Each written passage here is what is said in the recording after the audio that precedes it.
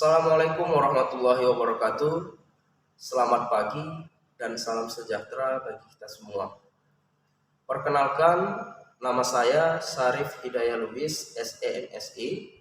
Saya adalah dosen Prodi Akuntansi, Fakultas Bisnis Universitas Universal, Batam. Pada kesempatan kali ini, saya akan menjelaskan mata kuliah yang saya ampu, yaitu tentang analisis laporan keuangan. Adapun pemaparan ini dengan tujuan untuk unjuk kerja salah satu program Tridharma perguruan tinggi bidang pengajaran yang digunakan dalam seleksi sertifikasi dosen tahun 2022. Pertama-tama, saya akan mendeskripsikan mata kuliah yang saya ampu tentang mata kuliah analisis laporan keuangan. Mata kuliah ini membahas mengenai berbagai macam analisis kritis atas laporan keuangan, di antara mengenai sifat laporan keuangan, konsep analisis laporan keuangan, serta beberapa teknik dan tahapan dalam melakukan analisis laporan keuangan. Adapun capaian pembelajaran mata kuliah atau CPMK dalam mata kuliah ini terdapat 5 CPMK. Yang pertama, menjelaskan overview of financial statement analysis. Yang kedua, menganalisis financial reporting. Yang ketiga, menganalisis cash flow. Yang keempat, menganalisis return on invested capital and profitability analysis. Yang kelima, menganalisis equity and valuation. Adapun bobot dalam mata kuliah analisis laporan keuangan ini sebanyak 3 SKS, di mana mahasiswa harus lulus mata kuliah dengan prasyarat mata kuliahnya, yaitu akuntansi keuangan lanjutan 1. Referensi buku yang saya gunakan adalah karangan Dr. Kasmir dengan judul Analisis Laporan Keuangan yang diterbitkan oleh PT Grafindo Rajawali Pers.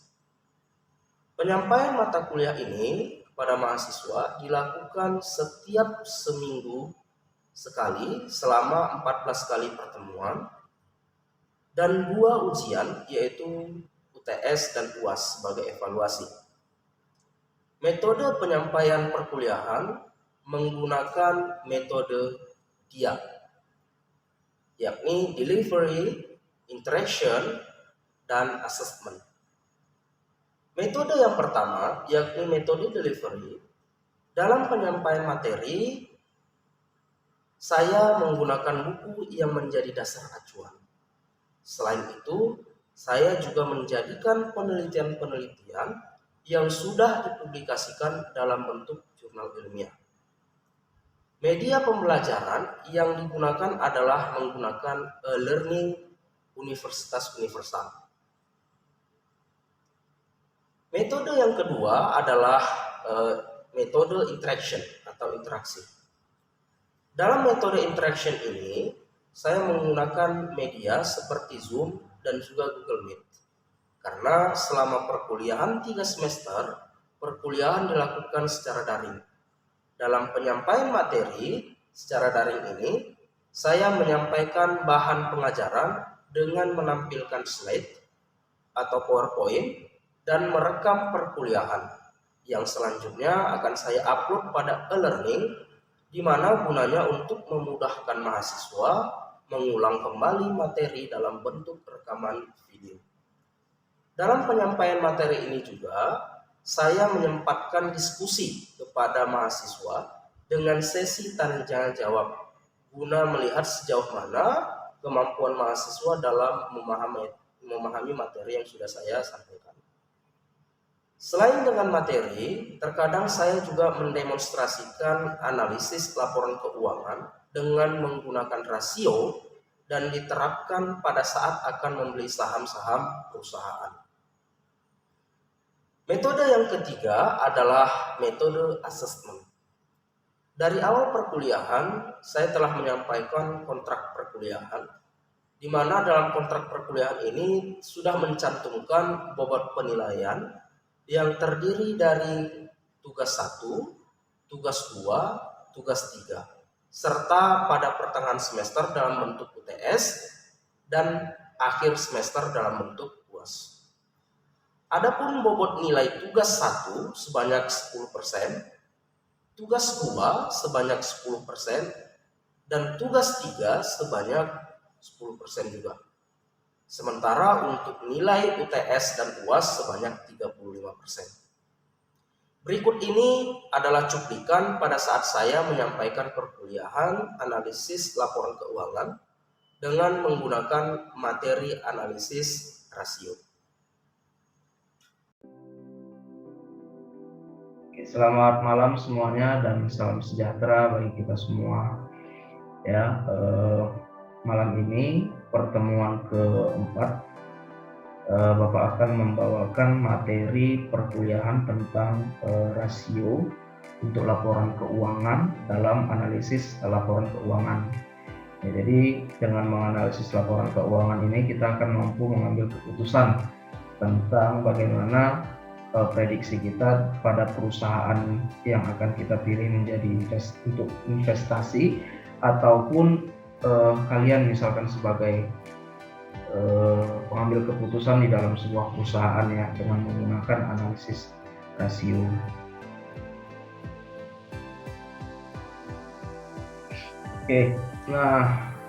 Sebelum kita mulai, alangkah lebih baiknya kita berdoa dulu ya, menurut kepercayaan kita masing-masing. Silahkan berdoa, doa dimulai.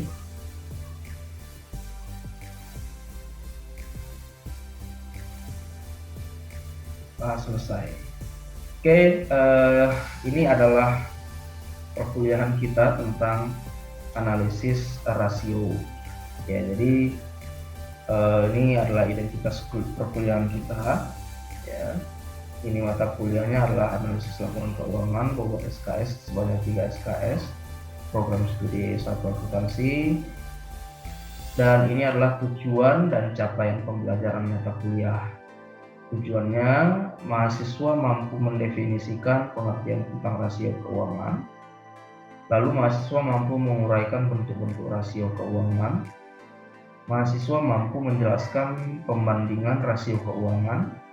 Mahasiswa mampu menjelaskan keterbatasan rasio keuangan. Mahasiswa mampu mendiskusikan hubungan antar berbagai rasio keuangan. Dan mahasiswa mampu menjelaskan kondisi keuangan perusahaan. Nah, ini adalah pengertian dari rasio itu ya. Nah, rasio merupakan bentuk atau cara yang umum digunakan dalam analisis laporan keuangan. Nah, jadi dengan adanya analisis laporan keuangan, maka para pengambil keputusan dapat menentukan arah dan tujuannya, apakah akan berinvestasi di perusahaan tersebut atau mengambil kebijakan lain tentang kegiatan perusahaan ini, terutama bagi bagi pengambil keputusan yang ada di dalam perusahaan itu sendiri. Ya, jadi dengan adanya analisis ini bisa memprediksi gitu ya, bagaimana keuangan di masa yang akan datang. Apakah perusahaan ini sehat atau tidak juga bisa dilihat dari analisis rasio ini.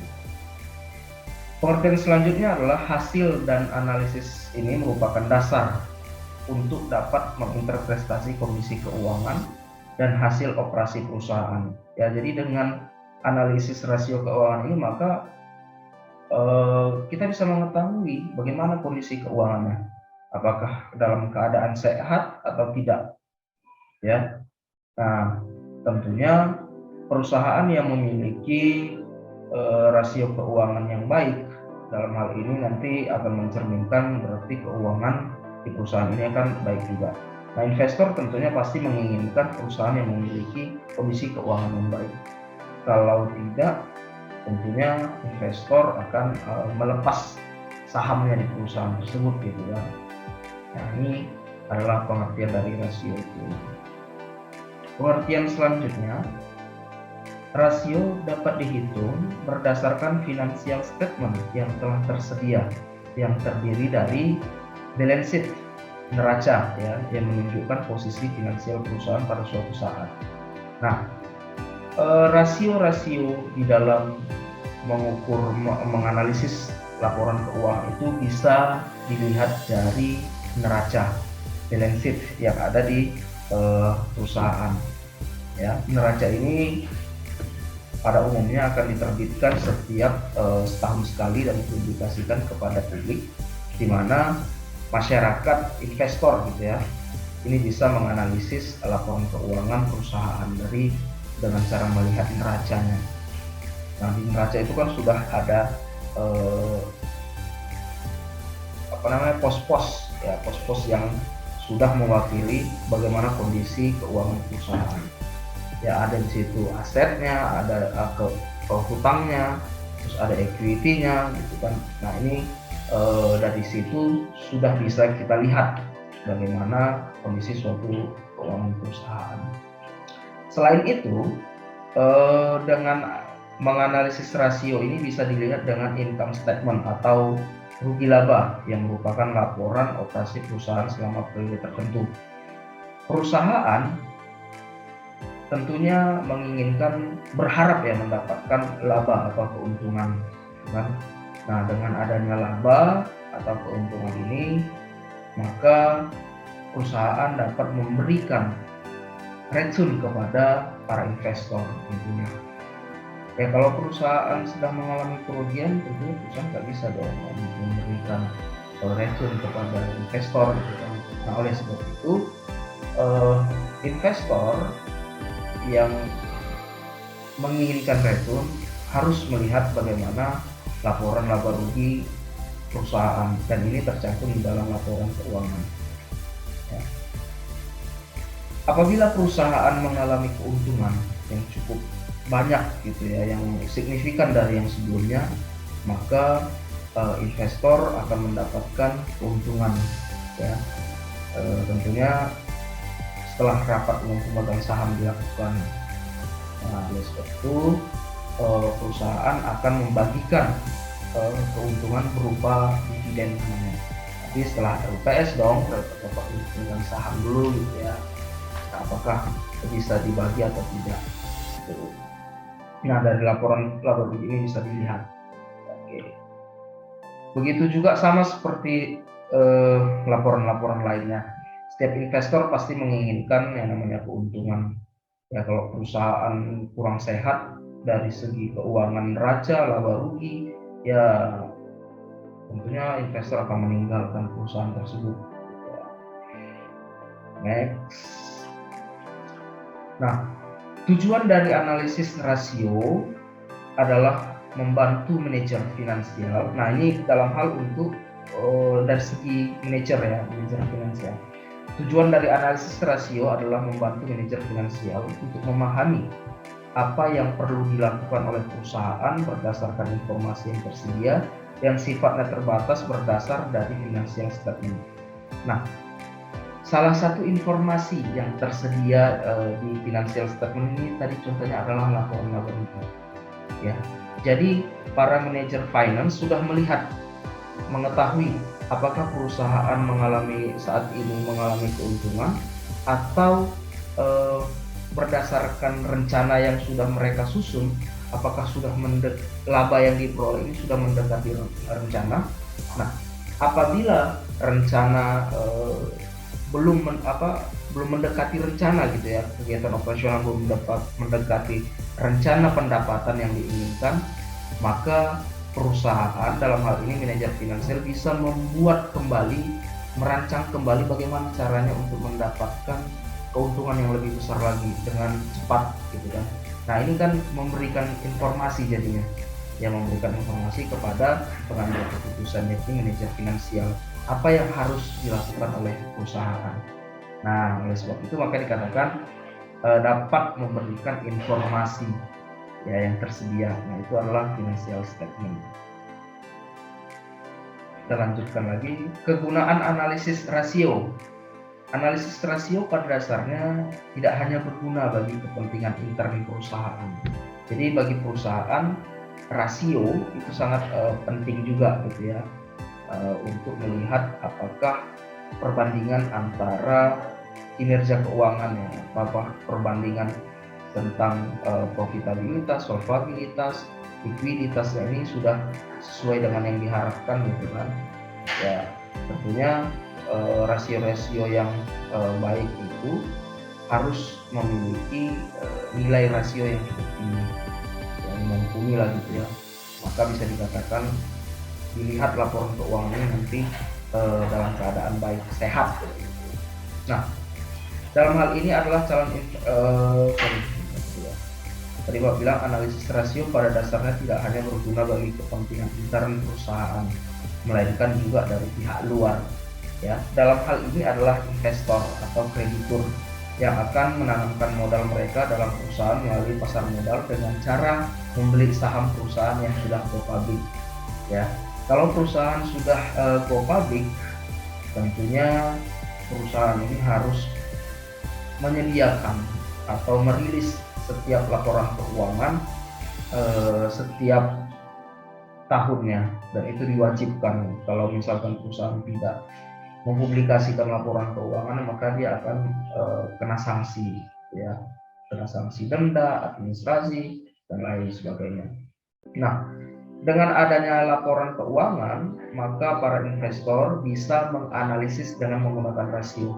Dari rasio ini dapat melihat apakah perusahaan sehat atau tidak. Misalkan dilihat dari hutang, gitu ya. Apakah hutang perusahaan banyak? Apakah dengan adanya hutang perusahaan bisa ditutupi dengan keuntungan yang diperoleh? Nah, apabila hutang lebih banyak daripada artinya begini, hutang ini tidak bisa ditutupi dengan aset yang ada atau pendapatan yang diperoleh, ya otomatis nanti perusahaan bisa likuidasi dong, gitu kan. Nah, itu kan kurang baik, kurang sehat berarti laporan keuangannya. Nah, oleh sebab itu dengan adanya rasio ini kita bisa menggunakannya untuk melihat apakah perusahaan ini sehat atau tidak, ya.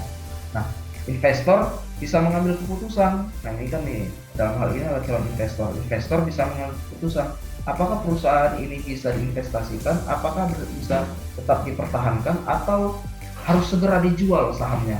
Jangan sampai nanti harga sahamnya menurun. Kalau sudah menurun, otomatis investor akan mengalami kerugian. Dalam hal ini namanya capital loss, ya, rugi dari selisih harga. Begitu juga dengan seorang kreditur perusahaan, bank yang akan memberikan hutang kepada perusahaan. Ya, tidak menutup kemungkinan ya, perusahaan ini pasti, hampir semua perusahaan pasti memiliki yang namanya hutang.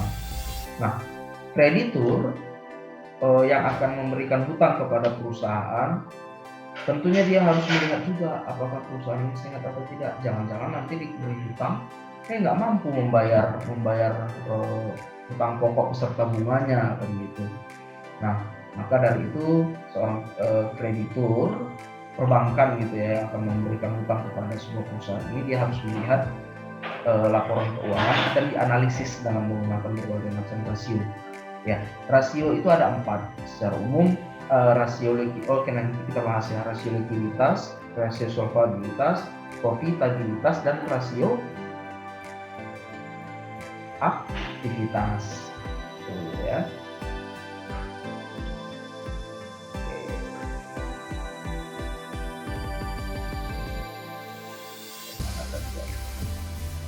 Oke. Nah, setelah Bapak sampaikan tadi sebelumnya ya tentang kegunaan analisis rasio, ini adalah lebih spesifiknya lagi. Kegunaan analisis rasio bagi manajer finansial dengan menghitung rasio-rasio tertentu akan memperoleh suatu informasi tentang kekuatan dan kelemahan yang dihadapi oleh perusahaan di bidang finansial, sehingga dapat membuat keputusan penting bagi kepentingan pada perusahaan untuk masa yang akan datang. Sedangkan bagi investor atau calon pembeli saham merupakan bahan pertimbangan apakah menguntungkan untuk membeli saham perusahaan yang bersangkutan atau tidak, ya. Oke. Ini tadi Bapak katakan ya, macam-macam analisis rasio. Ada rasio likuiditas, rasio leverage, rasio aktivitas, dan rasio keuntungan, ya, rasio profitabilitas lah itu ya. Nah, ini macam-macamnya. Kategori rasio yang pertama ini adalah tentang likuiditas. Ya, likuiditas ini adalah kategori rasio. Kategori rasio yang pertama dan kedua, yaitu likuiditas dan leverage. Nah, ini dikenal sebagai rasio neraca karena faktor yang dibandingkan adalah faktor yang ada di dalam neraca laporan keuangan dengan cara membandingkan aset dengan hutang dengan modal dan lain sebagainya. Nah, ini diperbandingkan. Nah, di dalamnya itu ada penjualan, ada hutang penjualan, ada piutang, ada aset. Nah, ini yang dibandingkan. Oke, nanti ada rumusnya. Kita bahas di bawah, nanti ada rumusnya tadi. Terus yang kedua, oke.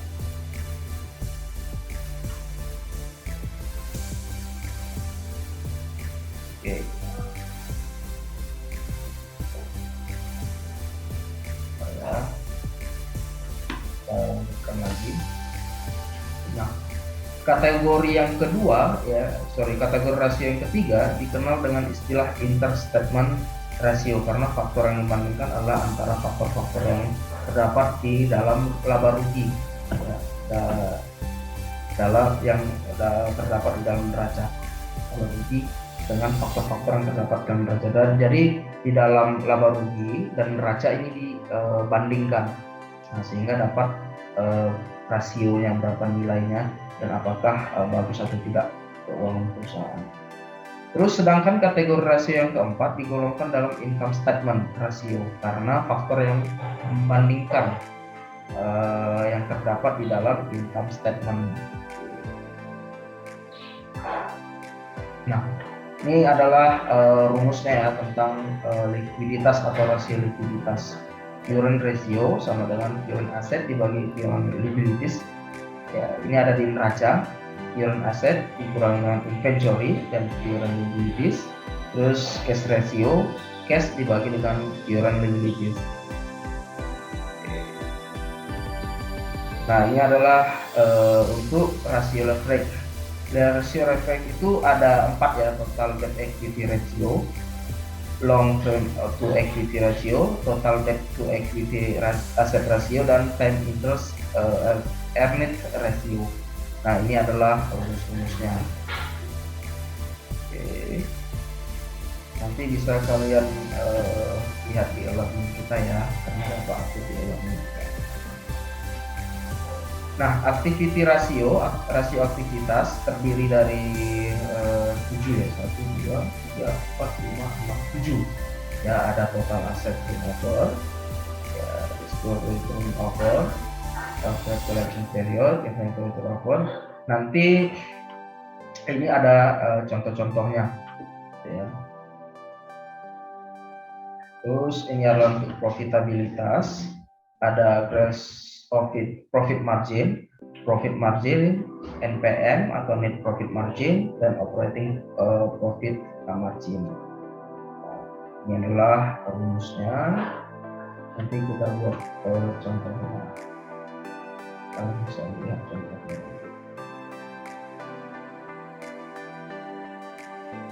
Ini contoh.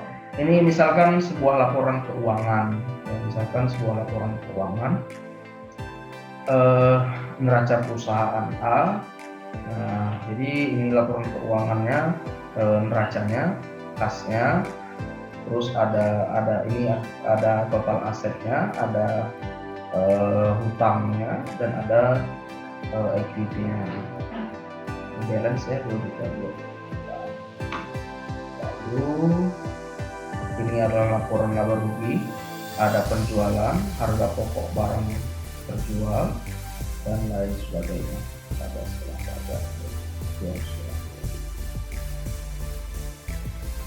ini laporan laba rugi. Nah, ini adalah contoh perhitungannya ya. Berdasarkan financial statement tersebut, ini akan dapat dihitung berbagai rasio sebagai berikut. Nah, apabila seorang investor ataupun pengambil keputusan ingin menganalisis laporan keuangan, bisa menggunakan rasio likuiditas. Nah, rasio likuiditas tadi kan ada current ratio, quick ratio, dan cash ratio. Nah, kalau ingin menggunakan setiap investor itu memiliki keputusan masing-masing, mau menganalisis dengan menggunakan rasio apa Ya, kalau menurut investor bisa menggunakan P/E ratio silahkan, menggunakan quick ratio juga silahkan, dan cash ratio juga silahkan. Ya sifatnya ya tidak bisa, tidak ini, ya keputusan masing-masing lah, ada di para pengambil keputusan mau pakai yang mana yang menurutnya lebih baik gitu ya. Ini adalah contohnya ya. Current ratio tadi rumusnya kan ini.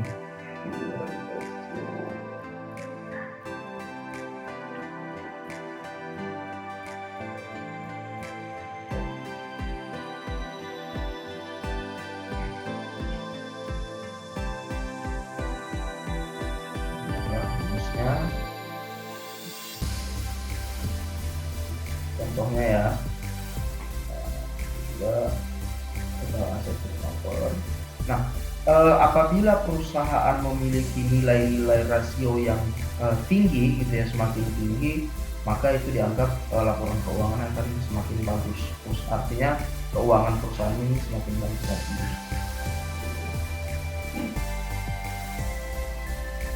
Nah, ini adalah beberapa kelemahan dari rasio keuangan itu. Ya, ditafsirkannya dengan berbagai macam cara gitu ya. Berarti para investor mau menggunakan analisisnya dengan menggunakan apa? Terus prosedur laporan yang berbeda, adanya manipulasi data kemungkinan saja ada ya. Terus penggunaan tahun fiskal yang berbeda, bisa membandingkan antara laporan keuangan saat ini, tahun ini, dan tahun yang sebelumnya lagi.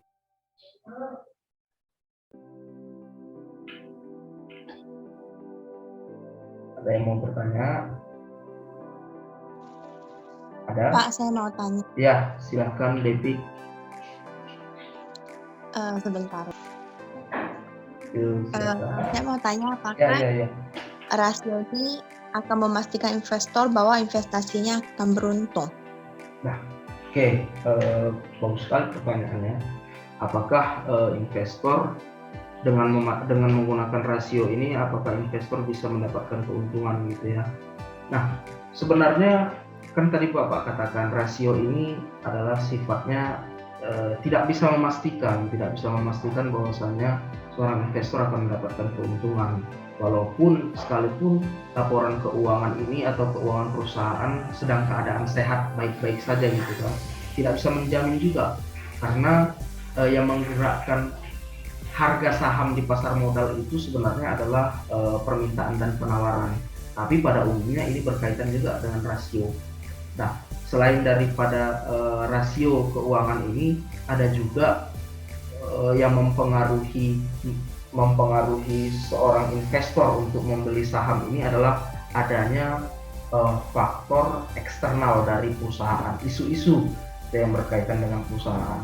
Nah, misalkan nih, contohnya adalah perusahaan Indofood gitu kan. Nah, perusahaan Indofood ini kan perusahaan yang bergerak di bidang Indomie. Belakangan isu-isu yang akan naik ini adalah isu-isu yang baru ini adalah harga Indomie akan naik gitu kan. Nah, kalau harga Indomie naik, maka perusahaan akan mendapatkan keuntungan banyak dong. Nah, dengan mendapatkan keuntungan banyak, pasti investor akan berharap loh mendapatkan keuntungan gitu kan. Nah, banyak investor membeli saham. Nah, semakin banyak investor yang membeli saham ini, maka harga sahamnya akan naik. Jadi Bapak bilang tidak bisa juga sih memastikan dari laporan keuangan tentang rasio keuangan ini, tidak bisa memberikan keyakinan kepada investor apakah investor akan mendapatkan keuntungan atau tidak. Bisa dimengerti Devi? Ada lagi yang mau bertanya? Oke Pak, udah tahu. Terima kasih. Oke, kalau tidak ada yang mau bertanya lagi, sampai sekian saja ya pertemuan kita. Mohon maaf apabila ada kesalahan Bapak dalam menyampaikan materi, dan materi ini akan Bapak upload di learning kita ya. Demikian video yang dapat saya sampaikan, semoga bermanfaat. Terima kasih. Bye-bye.